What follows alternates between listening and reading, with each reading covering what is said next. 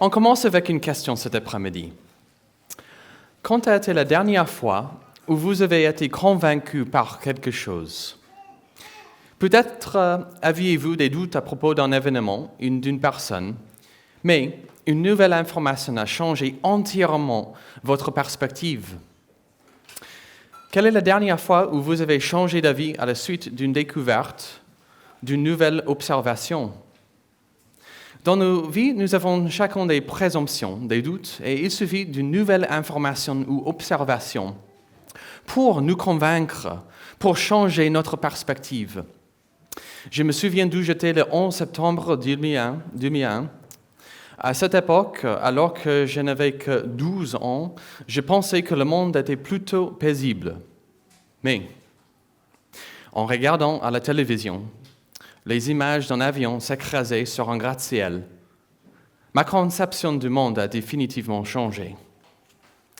Notre texte cet après-midi concerne la crucifixion, c'est-à-dire la mise à mort sur la croix et la résurrection, le retour à la vie après la mort de Jésus. Il s'agit du point culminant de la vie terrestre de Jésus. Comme nous allons le lire, ce récit nous a été rapporté par des témoins oculaires qui étaient eux-mêmes autrefois des sceptiques, des ignorants, des incrédules, mais qui ont pourtant été transformés par la croix et la résurrection. Le thème de cet après-midi est que la croix et la résurrection de Jésus transforment la vie. Avant de lire notre texte, je me permets de donner un court résumé des versets précédents du passage d'aujourd'hui. Jésus est mort sur la croix et les versets 35 jusqu'à 37 de Jean chapitre 19 nous rappellent d'un thème central de ce livre, un thème qui est toujours d'actualité, un thème dont nous allons discuter cet après-midi, la croyance. Après avoir vu la crucifixion, Jean a écrit au verset 35 « Celui qui l'a vu en a rendu témoignage, et son témoignage est vrai. Et lui, il sait qu'il dit vrai, afin que vous croyiez, vous aussi. » Cet après-midi, nous allons discuter du tombeau vide, du point de vue des incrédules qui ont été transformés par la croix et la résurrection. L'objectif étant de nous convaincre et de nous remplir d'une joie éternelle. Parce que le tombeau était vide, nos cœurs devraient être pleins de joie et nos intelligences pleines de certitude. Dans notre monde rempli de peur et de doutes, ce texte est destiné à nous transformer, à nous donner de l'espoir. La croix et la résurrection transforment la vie. Je vous invite à lire notre texte cet après-midi, Jean chapitre 19, à partir de verset 38 jusqu'au chapitre 20, verset 18. Jean 19, à partir de verset 38. La parole de Dieu. Après cela, Joseph d'Arimathée, qui était disciple de Jésus, mais en secret par crainte des Juifs, demanda à Pilate la permission d'enlever le corps de Jésus. Et Pilate le permit. Il vint donc et enleva le corps. Nicodème, qui auparavant était allé de nuit vers Jésus, vint aussi et apporta un mélange d'environ 100 livres de myrrhe et d'aloès. Ils prirent donc le corps de Jésus et l'enveloppèrent des bandelettes, avec les aromates, comme c'était la coutume d'ensevelir chez les Juifs. Or, il y avait un jardin à l'endroit où il avait été crucifié. Et dans le jardin, un tombeau neuf où personne encore n'avait été déposé. Ce fut là qu'ils déposèrent Jésus, à cause de la préparation des Juifs, parce que le tombeau était proche. Le premier jour de la semaine, Marie-Madeleine se rendit au tombeau dès le matin, comme il faisait encore obscur. Et elle vit que la pierre était enlevée du tombeau. Elle courut trouver Simon-Pierre et l'autre disciple que Jésus aimait. Elle leur dit, « On a enlevé du tombeau le Seigneur, et nous ne savons pas où on l'a mis. » Pierre et l'autre disciple sortirent pour aller au tombeau. Ils couraient tous deux ensemble.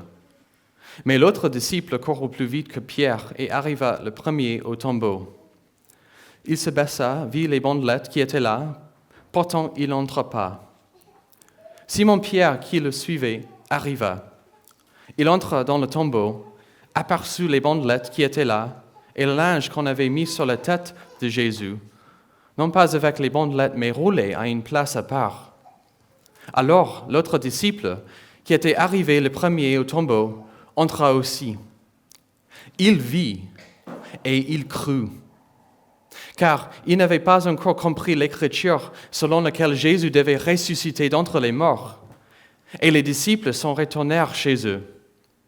Cependant, Marie se tenait dehors, près du tombeau, et pleurait. Comme elle pleurait, elle se baissa pour regarder dans le tombeau, et vit 2 anges vêtus de blanc, assis à la place où avait été couché le corps de Jésus, l'un à la tête, l'autre aux pieds. Ils lui dirent, « Femme, pourquoi pleures-tu » Elle leur répondit, « Parce qu'on a enlevé mon Seigneur, et je ne sais où on l'a mis. » En disant cela, elle se retournait et vit Jésus debout, mais elle ne savait pas que c'était Jésus. Jésus lui dit, « Femme, pourquoi pleures-tu? Qui cherches-tu » Pensant que c'était le jardinier, elle lui dit, « Seigneur, si c'est toi qui l'as emporté, dis-moi où tu l'as mis, et je le prendrai. » Jésus lui dit, « Marie !» Elle se retourna et lui dit en hébreu, « Rabboni », c'est-à-dire « Maître ». Jésus lui dit, « Ne me touche pas, car je ne suis pas encore monté vers mon Père. Mais va vers mes frères et dis-leur que je monte vers mon Père et votre Père, vers mon Dieu et votre Dieu. » Marie-Madeleine vint annoncer aux disciples qu'elle avait vu le Seigneur et qu'il lui avait dit ces choses. Les auteurs des évangiles, y compris Jean, citent les noms des personnes qui ont observé la mort et la résurrection de Jésus pour nous convaincre de la vérité de cette histoire. Jusqu'à aujourd'hui, il faut des témoins pour valider une histoire dans un contexte juridique. Imaginez qu'il y a un accident de voiture au bout de la rue de cette église. Pas vos voitures, ne vous inquiétez pas. Imaginez qu'il y a un accident de voiture au bout de la rue de cette église. Une voiture rouge fonce dans une voiture bleue. La police arrive et demande au conducteur qui sont les responsables. Si un témoin a assisté à l'accident, la police lui demandera de valider l'histoire racontée par les conducteurs afin d'affirmer la véracité de leur explication. Le même principe s'applique dans les évangiles. Les auteurs bibliques nomment plusieurs témoins pour démontrer que ce qui s'est passé était vrai. Ce qui est intéressant, c'est que les témoins cités dans ces versets étaient chacun incrédules, mais ils ont été transformés par la croix et le tombeau vide. Au verset 38, un premier témoin entre en scène, Joseph d'Arimathée. Grâce aux évangiles, on sait qu'il faisait partie des leaders d'un groupe de Juifs, qu'il était riche, qu'il gardait secret sa foi en Jésus. Grâce à son statut, il avait accès à Pilate, et après la crucifixion, c'est lui qui a demandé le corps de Jésus. C'est Joseph qui avait auparavant caché sa foi en Christ, a demandé le corps de Jésus. Cette demande à Pilate indique sa volonté de dévoiler publiquement sa foi en Christ. Arrêtons-nous un instant sur un détail du contexte un peu plus large qui n'est pas forcément évident, mais qui mérite notre attention. Selon la loi romaine, ceux qui ont été crucifiés pour sédition, c'est-à-dire une révolte concertée contre l'autorité établie, et je cite un commentateur, étaient normalement abandonnés au vautour, à l'indignité et à la honte atteignant son paroxysme. En revanche, Joseph, un disciple de Jésus, avait accès à un tombeau en dehors de la cité pour que le corps de Jésus ne soit pas dévoré par les vautours. En résumé, un homme riche a utilisé ses richesses pour avancer le royaume de Dieu. On voit un principe ici. Joseph, un homme riche, n'était pas blâmé pour ses richesses, mais Il a utilisé l'argent et le statut que Dieu lui avait donné pour avancer le plan de Dieu. Avez-vous des bonnes ressources financières? Joseph est un rappel que l'argent est une ressource qui n'est pas un sujet de honte, mais qui peut être utilisée pour avancer le royaume de Dieu. Mais alors, pourquoi a-t-il demandé le corps de Jésus? Que s'est-il passé dans sa vie pour que tout à coup, il ne cache plus sa foi, mais demande le corps de Jésus au chef local? En bref, la réponse est la crucifixion. Joseph avait probablement vu Jésus mourir sur la croix, et cela a changé sa vie. On continue notre lecture du texte pour voir d'autres personnes dont la vie a été transformée par la croix et la résurrection. C'est Joseph qui a fourni le tombeau, et Jean, l'auteur de cet évangile, explique que c'est Nicodème qui a pourvu les aromates pour ensevelir le corps de Jésus. Qui est Nicodème? C'est le même Nicodème qui a parlé à Jésus plus tôt dans l'évangile de Jean. Il était, je cite un verset biblique, un chef des Juifs. Durant leur conversation au chapitre 3 de Jean, Jésus lui a dit, « Si un homme ne naît d'eau ni d'esprit, il ne peut entrer dans le royaume de Dieu. » Auquel Nicodème a répondu avec incompréhension. Même en tant que chef des Juifs, qui devrait avoir sans doute mémorisé des textes bibliques, il n'avait pas compris que le message central de la Bible est que nous avons besoin de Dieu afin d'être sauvés. Nos cœurs sont pleins de péchés. Nous ne pouvons pas nous sauver nous-mêmes. Dans l'Ancien Testament, plusieurs versets expliquent le plan de Dieu d'envoyer un sauveur pour nous transformer, pour nous laver, pour nous purifier, parce que nous ne pouvons pas le faire nous-mêmes. Mais Nicodème ne l'avait pas compris. Et c'est ainsi que se sont conclus leurs échanges au début de l'évangile de Jean. Mais quelque chose a changé dans la vie de Nicodème entre ses premières conversations avec Jésus et ce que nous lisons au chapitre 19. Un détail au verset 39 nous l'indique. Nicodème a amené environ 34 kg d'aromates, ce qui, comme l'explique un commentateur, était beaucoup plus que d'habitude. Je cite ce commentateur. La seule occasion où une telle quantité d'aromates a été utilisée était spécifiquement lors de l'enterrement des rois. La seule occasion où une telle quantité d'aromates a été utilisée était spécifiquement lors de l'enterrement des rois. Nicodème est donc arrivé pour préparer le corps d'un roi en vue de sa mise au tombeau. Quelque chose a changé entre l'incompréhension de Nicodème au chapitre 3 et son arrivée pour préparer la mise au tombeau d'un roi au chapitre 19. Cela nous amène à nous poser la question suivante. Qu'est-ce qui a changé dans sa compréhension? La réponse est à la fois simple et profonde. La crucifixion de Jésus. Souvenez-vous de ce que Jésus a dit à Nicodème durant leurs échanges au chapitre 3? En vérité, je te le dis, si un homme ne naît d'eau et d'esprit, il ne peut entrer dans le royaume de Dieu. Il fait être né d'eau et d'esprit. Rappelez-vous ce qui a coulé lors de la mort sur la croix de Jésus? Je cite Jean 19, 34. Un des soldats lui perça le côté avec une lance, et aussitôt, il sortit de l'eau et de sang. L'eau dont nous avons besoin pour être purifiés de nos péchés nous a été donnée par Jésus sur la croix. C'est notre joie en tant que chrétiens de dire que l'eau dont nous avons besoin pour nous purifier de nos péchés nous a été donnée par le Christ sur la croix. Et cela a transformé la vie de Nicodème. Au verset 41, nous pouvons lire qu'ils ont mis Jésus dans un tombeau neuf, où personne encore n'avait été déposé. Cela nous amène à la deuxième section de notre texte de cet après-midi, le tombeau vide, découvert par Marie-Madeleine. Jean indique que le tombeau était neuf et vide pour montrer clairement que Jésus, et Jésus seul, était le seul occupant du tombeau. Il n'y avait pas la possibilité que Jésus y était déposé après que quelqu'un d'autre en soit sorti. Jean inclut ce détail pour convaincre les incrédules.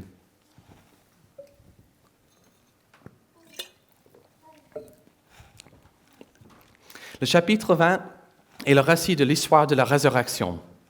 Jean écrit au verset 1 que c'était le premier jour de la semaine, ce qui est une manière indirecte pour indiquer que c'était le début de quelque chose de nouveau. Dire que la résurrection de Jésus est le début de quelque chose de nouveau est l'euphémisme de tous les euphémismes. Comme l'explique le catéchisme de Westminster, la résurrection de Jésus était l'aube de la nouvelle création. Jean raconte l'histoire du tombeau vide dans lequel Jésus a été placé en évoquant la présence de plusieurs autres témoins. En bref, plusieurs personnes ont vu les événements de la résurrection pour nous convaincre que la vérité ne dépend pas d'une seule personne, mais de plusieurs témoins. D'un point de vue humain, les personnes qui ont découvert le tombeau vide étaient incrédules, mais de la même façon par laquelle Joseph et Nicodème ont été transformés par la croix, les personnes incrédules ont été convaincues par le tombeau vide. Le premier témoin est Marie-Madeleine. Il faut souligner deux choses à propos d'elle. Premièrement, Marie-Madeleine était une femme. Pour nous qui vivons aujourd'hui en Occident 2024, ce fait n'est peut-être pas digne d'intérêt, mais à l'époque, comme l'a écrit un commentateur, le témoignage d'une femme n'était normalement pas recevable devant un tribunal. Si ce récit était présenté au tribunal devant un juge, il ne serait pas valable, mais dans la providence de Dieu, c'est une femme qui a rapporté en premier la résurrection. Je suis conscient que cela pourrait nous perturber aujourd'hui, mais on voit ici la manière par laquelle Dieu utilise ceux qui ne sont ni forts ni acceptés selon les standards de ce monde pour démontrer sa puissance et sa grâce. Mais arrêtons-nous sur un détail un peu particulier concernant Marie-Madeleine. Dans l'Évangile selon Luc, au chapitre 8, on lit qu'en allant dans des villes diverses, Jésus, et je cite, « prêchait et annonçait la bonne nouvelle du royaume de Dieu. Les 12 étaient avec lui, et quelques femmes qui avaient été guéries d'esprits mauvais et des maladies. Marie, appelée Madeleine, de qui étaient sortis 7 démons. » Marie-Madeleine, la première témoin de la résurrection, était auparavant possédée par des démons. Qui croirait le témoignage d'une telle femme? Ce que la Bible explique, c'est que Jésus a transformé la vie de Marie-Madeleine. Et c'est cette femme qui était la première personne à avoir découvert le tombeau vide. On observe le même thème. Jésus transforme les personnes par sa crucifixion et sa résurrection. Et c'est son dessein d'utiliser ceux qui sont transformés par lui pour avancer son royaume. Comme l'a écrit l'apôtre Paul à propos des chrétiens. Il n'y a parmi vous ni beaucoup de sages selon la chair, ni beaucoup de puissants, ni beaucoup de nobles. Mais Dieu a choisi les choses folles du monde pour confondre les sages. Dieu a choisi les choses faibles du monde pour confondre les fortes. Dieu a choisi les choses viles du monde, celles qu'on méprise, celles qui ne sont pas, pour réduire à rien celles qui sont, afin que nulle chair ne se glorifie devant Dieu. Notre texte continue en expliquant qu'après avoir vu le tombeau vide, Marie a couru pour informer Pierre et l'autre disciple que Jésus aimait, ce qui est une référence à Jean, l'auteur de cet évangile. Vous avez peut-être déjà vu des peintures d'un certain artiste qui préfère ne pas signer son œuvre, mais se peindre lui-même dans l'œuvre pour indiquer qu'il est l'artiste. Jean fait quelque chose de similaire ici. Il ne se désigne pas par son nom, mais choisit de se révéler subtilement. Ces versets sont le récit du témoin oculaire, Jean, à qui Marie a dit que le tombeau était vide. Ce que nous lisons est le rapport des événements de l'auteur qui a participé à cette découverte. Ce qu'ils ont découvert ne peut s'expliquer que par la résurrection corporelle, le retour à la vie d'entre les morts de Jésus qui avait été crucifié. Depuis cette résurrection, nombreux sont ceux qui, jusqu'à nos jours, ont tenté d'expliquer le tombeau vide autrement. Mais si nous considérons ce texte ainsi que les récits des autres évangiles, ce récit est présenté par les témoins oculaires et les détails existent pour conduire à une seule conclusion. Jésus qui a été crucifié et ressuscité corporellement des morts. On objecte souvent qu'il y a 2000 ans, les gens étaient moins scientifiques et rationnels, et donc plus enclins à croire en des forces spirituelles. Mais ce texte indique clairement que Marie, Pierre et Jean étaient incrédules. Au début, ils n'avaient pas compris ce qui s'était passé, et ils ont dû être convaincus que Jésus était vraiment ressuscité. Même si Jésus, avant sa crucifixion, leur avait dit qu'il fallait que le Fils de l'homme souffre beaucoup, qu'il soit rejeté par les anciens, par les principaux sacrificateurs et par les scribes, qu'il soit mis à mort et qu'il ressuscite 3 jours après. Ils n'avaient pas compris pourquoi le tombeau était vide. La conclusion est que la suggestion selon laquelle l'explication biblique de la résurrection est un non-sens inventé par des personnes crédules et non scientifiques n'est tout simplement pas étayée par le texte. Les versets 4 et 5 racontent que Pierre et Jean, 2 témoins, le nombre suffisant selon la loi pour un témoignage crédible, ont couru vers le tombeau et Jean est arrivé en premier. Ce détail montre que Jean était là, ce qui est une indication de l'authenticité du récit en tant que témoin oculaire. Les versets suivants incluent d'autres détails qui témoignent de leur découverte. Jean qui a écrit cet évangile a été l'un des disciples à découvrir le tombeau vide. Qu'ont-ils découvert exactement? Le verset 6 répond à cette question. Ils aperçurent les bandelettes qui étaient là et le linge qu'on avait mis sur la tête de Jésus, non pas avec les bandelettes, mais roulé à une place à part. Je me permets de vous poser une question. Combien de cambrioleurs rangent une maison après l'avoir cambriolée? Moins d'un mois après notre déménagement à Lyon, Charline et moi sommes rentrés chez nous un dimanche après-midi et la porte de notre appartement était ouverte. La poignée de la porte était sur le sol. Les tiroirs de nos armoires étaient ouverts, les vêtements complètement mélangés dans nos tiroirs, etc. C'était précisément le désordre laissé qui nous a indiqué que nous avons été cambriolés. Les voleurs ne remplissent pas les vêtements et ne rangent pas ce qu'ils ont dérangé. Dans notre texte, ce détail des bandelettes est inexplicable si le corps a été volé et constitue donc une autre indication que Jésus est réellement ressuscité d'entre les morts. Comme l'écrit un commentateur, la description des bandelettes qui entouraient la tête de Jésus ne suggère pas que le linge avait encore la forme du cadavre, mais qu'il avait été soigneusement enroulé et mis de côté par celui qui n'en avait plus l'usage. Mes amis, mes frères et sœurs en Christ, Jésus a plié les vêtements de la tombe parce qu'il n'en avait plus besoin, parce qu'il est mort une fois pour toutes, parce qu'il a vaincu la mort et le péché et qu'il vit maintenant pour l'éternité. Il a plié les vêtements d'un cadavre pour toujours, parce qu'il n'en aura plus jamais besoin. Amen. Je vous invite à relire le verset suivant, le verset 8, car il mérite notre attention. Le verset 8. L'autre disciple, c'est-à-dire Jean, qui était arrivé le premier au tombeau, entra aussi. Il vit et il crut. Ce verbe « croire » est employé 98 fois dans l'évangile de Jean.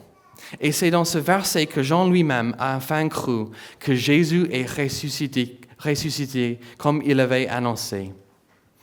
C'est-à-dire que même l'apôtre Jean avait du mal à croire, mais cet événement de la résurrection a transformé sa vie. Cela nous amène à notre troisième section. Concentrons-nous à nouveau sur la personne de Marie-Madeleine. Elle est retournée au tombeau où, comme le verset 11 l'indique, elle a pleuré. Même si le texte ne l'indique pas clairement, on peut supposer qu'elle pleurait des larmes de tristesse, car elle ne savait pas ce qu'il était advenu de Jésus, qu'elle avait vu mourir sur la croix. À un moment donné, elle a regardé l'intérieur du tombeau, et elle a vu 2 anges vêtus de blanc. Dans la Bible, les anges, les messagers de Dieu, sont souvent décrits comme vêtus de blanc. Ces anges n'étaient évidemment pas des voleurs. Les voleurs ne restent pas sur les lieux qu'ils ont dévalisés et n'y reviennent pas pour faire savoir qu'ils ont commis un vol. Ces 2 êtres étaient habillés comme des anges et transmettaient le message de Dieu comme le font les anges. Quel était le message transmis à Marie? Lisons le verset 13. « Femme, pourquoi pleures-tu » Le sous-entendu de cette question rhétorique est que ce n'était pas l'occasion de pleurer, mais de se réjouir. La découverte de la résurrection de Jésus était le point culminant de l'œuvre de Dieu. Jésus a accompli la tâche de se livrer lui-même sur la croix comme sacrifice pour payer le prix que nos péchés méritent. Jésus est mort afin de pardonner aux pécheurs comme Joseph, Nicodème, Marie, Pierre, Jean, vous et moi. Sa résurrection est une preuve indiquant qu'il a combattu le péché dont le signe est la mort. Le tombeau vide signifie que le péché et son signe de mort ont été vaincus. Et c'est la plus grande nouvelle du monde. Cela est la raison pour laquelle les anges ont posé cette question à Marie. « Pourquoi pleures-tu » Le texte continue alors que Marie répond à leur question en expliquant sa compréhension du contexte. « On a enlevé mon Seigneur. Et je ne sais où on l'a mis. » Elle pensait que quelqu'un ou qu'un groupe de personnes avait enlevé le corps de Jésus. Comme Jean et Pierre, elle n'avait pas compris ni accepté les annonces de Jésus déjà citées. Elle restait incrédule. L'histoire se poursuit au verset 14, en indiquant que Jésus était là, mais elle ne savait pas que c'était Jésus. Elle présumait qu'il était le jardinier, mais son incrédulité a été brisée par la voix de Jésus, son Maître, son Seigneur, son Sauveur, quand il lui a parlé. « Marie !» Nous ne pouvons qu'imaginer son étonnement, sa surprise et sa joie lorsque la voix de Jésus lui a parlé, la convainquant que c'était bien lui, ressuscité d'entre les morts. Ici encore, c'est Jésus qui parle. Sa voix et ses paroles donnent la vie. Ce que Jésus dit ensuite nous indique qu'il y avait une autre étape, un avancement encore plus glorieux. Avec raison, Marie voulait retenir Jésus, peut-être le prendre dans ses bras. Ce qu'il a dit en réponse n'avait pas pour but d'être froid, mais de communiquer une autre vérité, à savoir qu'elle ne pourrait pas s'accrocher à lui pour toujours, mais qu'après sa crucifixion et sa résurrection, il allait monter au ciel. Il dit, « Ne me touche pas, car je ne suis pas encore monté vers mon Père. » Comme l'écrit un commentateur, la communion interrompue à laquelle vous aspirez doit attendre que je sois monté pour être à jamais avec le Père. Jésus continue de parler à Marie en expliquant une conséquence merveilleuse de sa résurrection. Une conséquence qui est toujours d'actualité pour nous aujourd'hui. Il dit, « Va vers mes frères et dis-leur que je monte vers mon Père et votre Père, vers mon Dieu et votre Dieu. » Ici, Jésus demande à Marie, une femme qu'il avait guérie, d'annoncer qu'il reste une étape dans l'œuvre de Jésus, monter au ciel pour vivre en tant que roi victorieux avec son Père. La Bible nous encourage à penser à la crucifixion, la résurrection et l'ascension comme une série intégrale. Nous ne devrions pas considérer chaque événement séparément. Un autre détail de la réponse de Jésus mérite notre attention. Mon Père est votre Père. Mon Dieu est votre Dieu. Ce que Jésus communique, c'est que grâce à lui, Dieu est notre Père et nous sommes adoptés dans la famille de Dieu. Ce que nous ne sommes pas par la nature, nous le sommes par la grâce. Par la nature, nous sommes pécheurs, en rébellion contre Dieu, mais par la grâce, par Jésus, sa crucifixion, sa résurrection, nous sommes pardonnés de nos péchés. Dieu est notre Père, nous sommes dans la famille de Dieu. Réjouissons-nous du rappel de cette vérité de l'Évangile. Je me permets d'aborder le sujet de la crédibilité de la résurrection. Pouvons-nous vraiment croire que cela s'est passé? Comme nous l'avons observé, même les apôtres ont eu de mal à croire que Jésus était ressuscité. En Europe, à partir du XVIIIe siècle, plusieurs philosophes ont remis en question la possibilité des miracles, y compris la résurrection physique de Jésus de la mort. Pouvons-nous croire que Jésus est vraiment ressuscité? Tout d'abord, les preuves bibliques ne laissent aucune place à la nuance.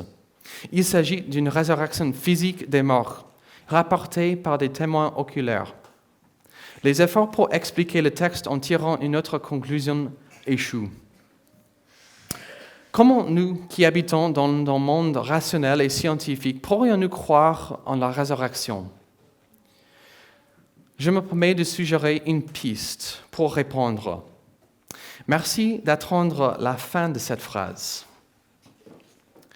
Je ne crois pas non plus dans la résurrection des morts, naturellement.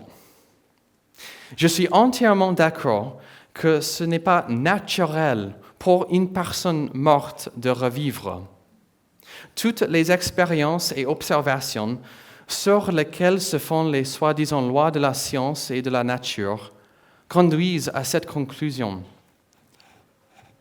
Comment comprendre donc cette histoire? Le mot-clé est « naturellement ». Les personnes mortes ne revivent pas naturellement. Mais ce que ce texte indique clairement, tout comme l'Évangile de Jean ou encore toute la Bible, c'est que Jésus n'est pas, entre guillemets, naturel. Jésus annonce depuis son arrivée qu'il est Dieu fait chair. Il est Dieu qui est devenu homme. En un mot, en raison de sa divinité, on peut dire qu'il n'était pas naturel. L'idée est que Jésus est une interruption de l'ordinaire. Il était un homme, mais pas un homme naturel. Et le but de ce texte est de nous expliquer que Dieu est intervenu dans le monde naturel. Je me rends compte que les miracles peuvent gêner certains d'entre vous et je vous invite à réfléchir à l'explication intentionnelle selon laquelle Dieu est intervenu surnaturellement dans l'ordinaire. Je me rends compte que les miracles peuvent gêner certains d'entre vous et peut-être les piles. Et je vous invite à réfléchir à l'explication intentionnelle selon laquelle Dieu est intervenu surnaturellement dans l'ordinaire pour manifester sa présence et sa puissance afin de nous sauver. Si vous êtes ici cet après-midi et que vous n'êtes pas encore certain de la résurrection, je vous invite à considérer ce texte avec cette perspective divine de Dieu, intervenant dans l'ordinaire, et qu'il l'a fait pour nous pardonner, pour nous donner de l'espoir. Pour nous tous, je vous invite à considérer à nouveau les personnes dont Jean a fait référence dans ces versets. Qu'est-ce qui a changé Joseph, l'homme à l'aise qui cachait auparavant sa foi en Jésus, pour qu'il demande à voix haute le corps de Jésus pour le mettre dans son tombeau? Qu'est-ce qui a changé Nicodème, un chef des Juifs qui n'avait pas compris le plan de Dieu de sauver des pécheurs par le sacrifice de son Fils sur la croix, qui est arrivé au tombeau pour donner à Jésus un ensevelissement digne d'un roi? Qu'est-ce qui a agi dans la vie de Jean, le compagnon de Jésus, qui n'avait cependant pas compris la mission de son ami? Qu'est-ce qui a transformé la perspective de Marie, triste après la mort de Jésus, pour qu'elle ait voulu tenir le corps d'un homme qu'elle pensait être un jardinier? La réponse à cette question est la même réponse à la question de pourquoi nous sommes là cet après-midi et pourquoi autour du monde il y a des chrétiens dans les églises diverses qui louent Jésus. C'est parce que le message de la croix et de la résurrection transforme nos vies. Ce message de Jésus, Dieu qui est devenu homme afin de mourir sur la croix pour les péchés qui n'étaient pas les siens, qui, sur cette croix, a crié « Père, pardonne-leur, car ils ne savent pas ce qu'ils font. » Et le Jésus qui, par sa mort sur la croix, a payé le prix pour nos péchés. Jésus a vaincu le péché et la mort et il est ressuscité pour une vie nouvelle. Et cette espérance a changé les vies des personnes citées dans ce texte. Comme l'écrit Jean et le livre aux Actes des Apôtres, ce message de la croix et de la résurrection de Jésus a transformé la vie des milliers de personnes après la découverte de ce tombeau vide. Et ce même message a été diffusé autour du monde, si bien qu'aujourd'hui, il y a des millions de chrétiens dans ce monde entier. Pourquoi? Qu'est-ce qui est si convaincant?